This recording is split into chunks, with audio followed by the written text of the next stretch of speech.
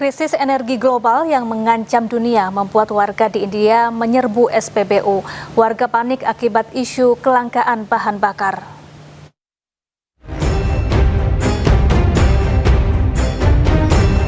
Antrian panjang kendaraan terjadi di sejumlah SPBU di India, salah satunya di Gujarat dan Ahmedabad. Mereka mengantri setelah beredar isu kelangkaan bahan bakar akibat ditutupnya Selat Hormuz. Warga mengantri sejak pagi hingga malam tiba.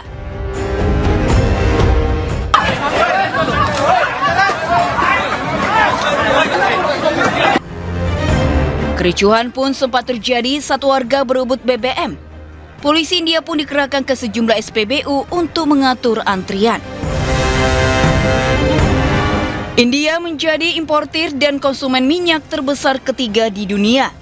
Perang yang berkecamuk di Timur Tengah berimbas dengan pembatasan Selat Hormuz. Iran melarang kapal-kapal negara sekutu Amerika Serikat dan Israel melintas. India yang menjadi salah satu sekutu Amerika Serikat pun terkena dampaknya. Padahal lebih dari 40% impor minyak mentah India bergantung pada Selat Hormuz.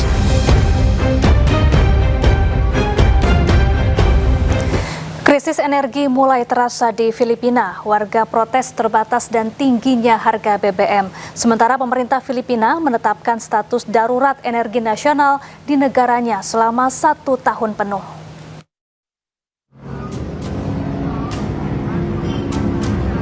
Aksi protes tingginya harga BBM digelar di sejumlah lokasi di Filipina, salah satunya di Quezon City.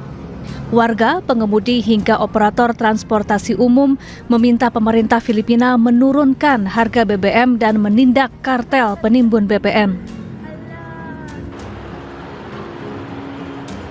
Sementara itu, saat ini Filipina menghadapi krisis bahan bakar.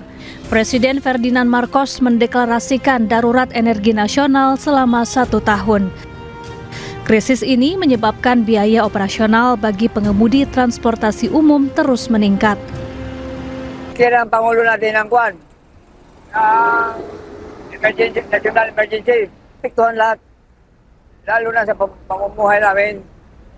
Imbes pambigas na, napunta sa gasolina. Krisis energi juga berdampak terhadap penerbangan di Filipina. Cebu Pacific, salah satu maskapai ternama di Filipina, telah menunda penerbangan beberapa rute internasional. Tak hanya itu, mereka juga mengurangi frekuensi penerbangan dalam negeri. Saat ini harga bahan bakar jet global meningkat lebih dari 2 kali lipat selama setahun terakhir.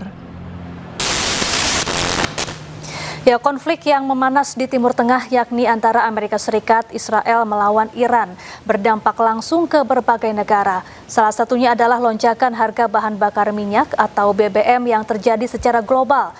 Dari beberapa pengakuan warga di media sosial, berikut ini kenaikan harga BBM di beberapa negara.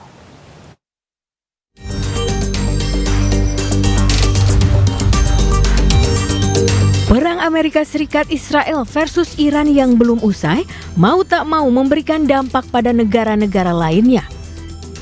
Kenaikan ini terjadi setelah distribusi utama minyak dunia di Selat Hormuz terganggu akibat konflik. Di Amerika Serikat sendiri, harga bensin dilaporkan mengalami kenaikan hingga 20%.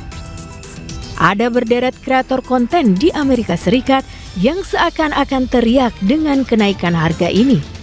Oh, we are so cooked. We are so cooked. $8. Oh my. $8.39 for Supreme, and that is real. Literally, look at that. That is real, folks. Right here, $8.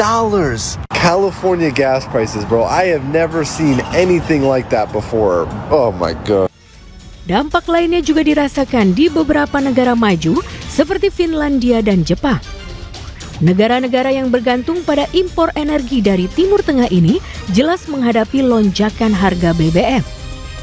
Harga bensin di Jepang, guys, akibat perang naon eta teh Amerika, Iran, Israelnya kemarin teh sempat naik, guys, sampai 190 yen.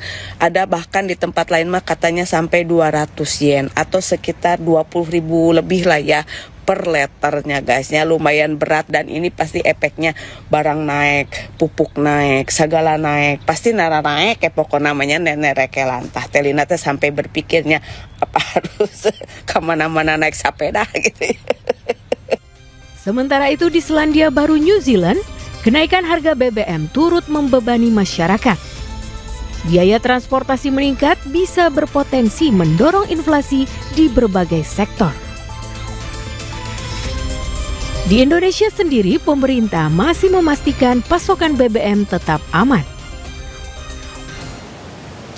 Ya, Presiden Jerman Frank-Walter Steinmeier menyampaikan kritik keras terkait konflik Amerika Serikat Israel di Iran. Ia menyebut perang Amerika Serikat terhadap Iran merupakan pelanggaran hukum internasional. Our foreign policy does not become more convincing simply because we refuse to call a violation of international law a violation of international law. We had to grapple with this during the Gaza war, and we must grapple with it in the Iran war as well. For, in my view, this war is a violation of international law. There is little doubt that, in any case, the justification of an imminent attack on the US does not hold water. This view also appears to be held by some within the US intelligence community. This war is also, please forgive me for saying so as someone directly involved, a politically disastrous mistake. Ist zudem ein politisch verhängnisvoller Fehler. And that's what frustrates me the most, a truly avoidable, unnecessary war, if its goal was to stop Iran from developing a nuclear bomb.